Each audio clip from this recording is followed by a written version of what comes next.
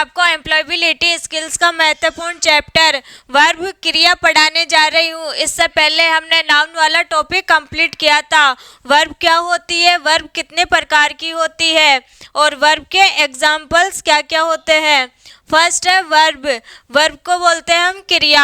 Definition हो जाएगी इसकी, a verb tells about an action, position, relation और स्टेट ऑफ बीइंग।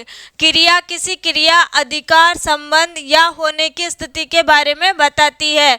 जैसे यहाँ पर हो जाएगा एक्शन। एक्शन मतलब जैसे खाना, पीना, सोना, तो क्या हो जाएगा इसमें स्लीप, इट, वीप। इस प्रकार से ये कौन सा होगा, एक्शन वर्ड। जैसे राम इज वीपिंग, इसमें कौन सा आ रहा, वीप, तो यहाँ पर कौन सा हो जाएगा ये sentence, Ram is weeping, Ram रो रहा है। यहाँ पर पोजीशन, पोजीशन का मतलब क्या हो जाएगा इसमें, अधिकार, तो अधिकार के लिए या ओनरशिप मतलब संबंध। ही हैज ए कार, उसके पास कार है, मतलब उस कार पर किसका अधिकार है, उसका खुद का, तो इसमें कौन सा हो जाएगा, अधिकार। इसके बाद स्टेट ऑफ बीइंग मतलब अवस्था बताने के लिए, जैसे मोहन इज इल मतलब मोहन क्या है, बीमार, तो इसमें क्या बता रहा है ये, अवस्था, मतलब मोहन क्या है, बीमार। और यहाँ पर जो वर्ब है वो कौन सी है, इज, ये कौन सी कहलाएगी, हेल्पिंग वर्ब। इसमें हैज भी क्या है, वर्ब, और यहाँ पर इज भी क्या है, इसमें वर्ब, तो इनको बोलते हैं वर्ब। अब देखते हैं इनके ऊपर और एग्जाम्पल। जैसे एक्शन के लिए चिल्ड्रन प्ले, क्या है, प्ले वर्ब, और यहाँ पर ही विल कम, कम यहाँ क्या है, कम वर्ब। पोजीशन या ओनरशिप, जैसे आई हैव ए कार, मेरे पास एक कार है, तो मतलब उस कार पर किसका अधिकार है, उसका स्वयं का, तो ये क्या है, इसमें have verb. The king 3 queens, राजा के पास 3 रानियां थी। यहाँ क्वींस के लिए क्या आ रहा है, राजा का अधिकार, तो ये क्या हो जाएगा इसमें, position. State of being verb से मतलब क्रिया होने की अवस्था कैसे दर्शा रहा है, सीता इज टॉल मतलब सीता कैसी है, लंबी, तो लंबी में क्या आ रहा है यहाँ पर, अवस्था, मतलब ये क्या दिखा रहा है यहाँ पर, अवस्था।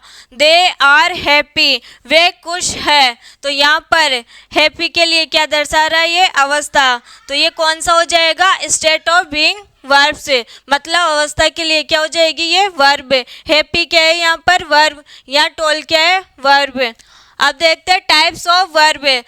क्रिया के प्रकार, क्रिया 2 प्रकार की होती है, एक तो होती है हेल्पिंग वर्ब, एक होती है मेन वर्ब। हेल्पिंग वर्ब को ही बोलते हैं ऑक्सिलियरी वर्ब और मेन वर्ब को बोलते हैं लेक्सिकल वर्ब से। हेल्पिंग वर्ब कौन कौन सी होती है, जैसे am, is, are, was, were, be, being, been, do, does, did, have, has, had, इस प्रकार की होगी। वो कैसी होगी, सहायक क्रिया, मतलब सहायक क्रिया कौन सी होती है, जैसे एक सेंटेंस में 2 या 3 वर्ब हो, मतलब दूसरी वर्ब की सहायता करने के लिए जो वर्ब लगाई जाती है उसी को क्या बोलते हैं हम, helping verb. A helping verb is used with a main verb to help express the main verb's mood, sentence और voice, मतलब मेन वर्ब की सहायता करने के लिए जो वर्ब लगाई जाती है उसी को क्या बोलते हैं, हेल्पिंग वर्ब।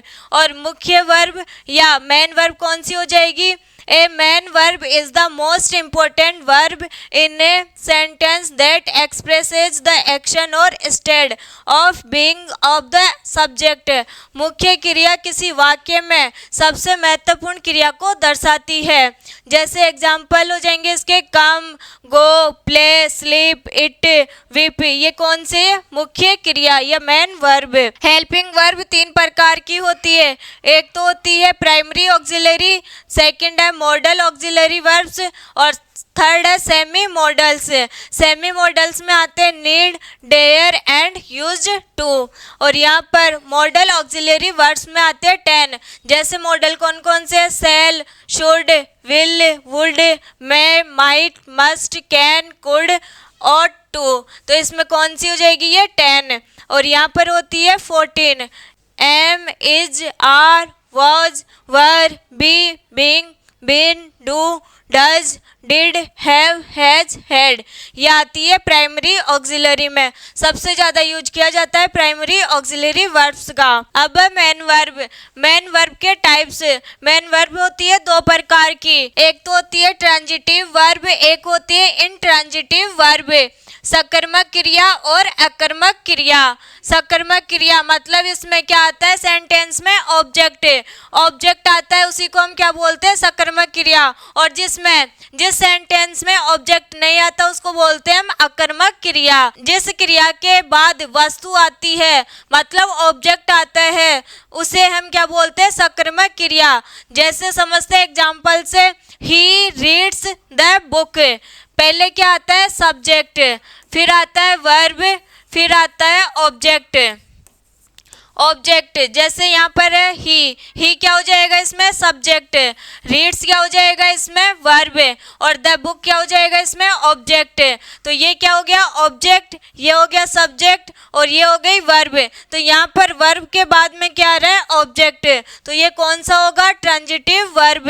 यहाँ पर देख सकते हैं राम प्लेज क्रिकेट। तो यहाँ क्या हो जाएगा, सब्जेक्ट राम और प्ले क्या हो जाएगा, वर्ब, क्रिकेट हो जाएगा इसमें ऑब्जेक्ट। तो यहाँ पर क्या आ रहा है, वर्ब के बाद में ऑब्जेक्ट आ रहा है, तो ये कौन सा होगा, ट्रांजिटिव वर्ब।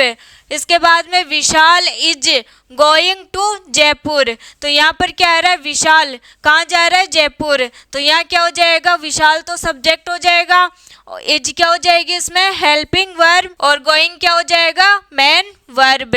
मतलब यहाँ पर जैसे गो, कम, विप या इट, स्लीप ये आ जाए तो वो कौन सा होगा, मुख्य वर्ब। ये होती है मुख्य वर्ब। और मुख्य वर्ब के साथ में जो वर्ब आती है उसको क्या बोलते हैं हम, हेल्पिंग वर्ब। जैसे is, am, are, was, were, do, does, have, has ये आएगी तो कौन सी होगी, हेल्पिंग वर्ब। इसके बाद में क्या है, टू जयपुर। तो ये क्या हो गया इसमें, ऑब्जेक्ट। तो हमें क्या चाहिए, ट्रांजिटिव वर्ब के लिए ऑब्जेक्ट। तो ये क्या हो जाएगा इसमें, ट्रांजिटिव वर्ब।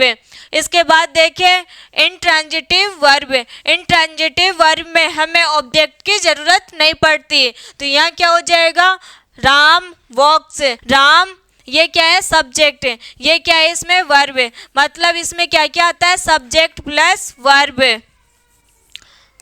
तब तो वो कौन सा सेंटेंस होगा, इंट्रांजिटिव वर्ब। मतलब यहाँ जो वर्ब है वो कौन सी है, इंट्रांजिटिव वर्ब।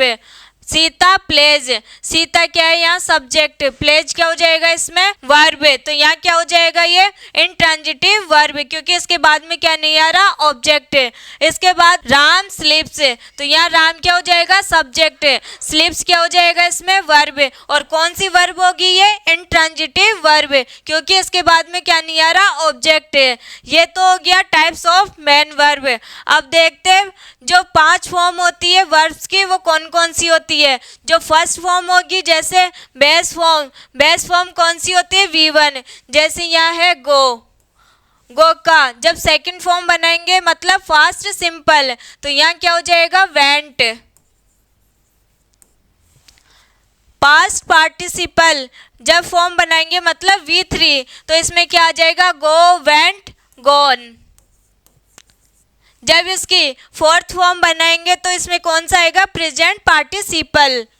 तो यहाँ आ जाएगा गो, वेंट, गॉन, गोइंग। और जो फिफ्थ फॉर्म बनेगी वो कौन सा होगा इसमें, थर्ड पर्सन। तो थर्ड पर्सन के लिए क्या आएगा इसमें, गोज। इस प्रकार से हम क्या बना सकते हैं, वर्ब की 5 फॉर्म। जैसे देखते हैं वर्ब्स कौन कौन सी होती है, जानना, करना, आना, चलना, दौड़ना, ये सब क्या है, वर्ब्स। मतलब जाना को क्या बोलते हैं, गो। और गो की जो सेकंड फॉर्म होती है वो क्या होती है, वेंट। थर्ड फॉर्म होगी वो क्या होगी, गॉन। फोर्थ फॉर्म होगी गोइंग, और फिफ्थ फॉर्म होगी यहाँ पर गोज।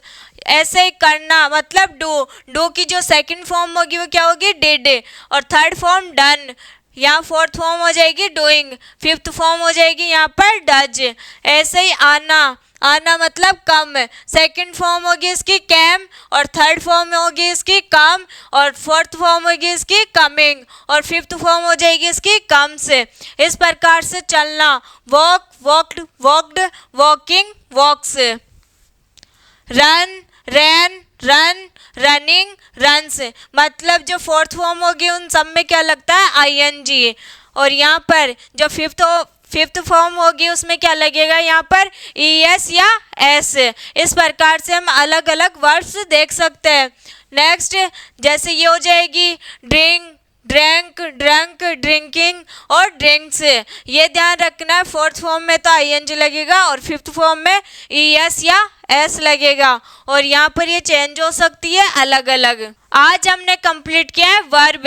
वर्ब क्या होती है, वर्ब के कितने प्रकार होते हैं, और जो मेन वर्ब होती है और हेल्पिंग वर्ब होती है वो कितने प्रकार की होती है, और साथ में हमने कंप्लीट किया उनके एग्जाम्पल्स। आज के लिए इतना ही, अब मिलेंगे नेक्स्ट क्लास में, तब तक के लिए नमस्कार।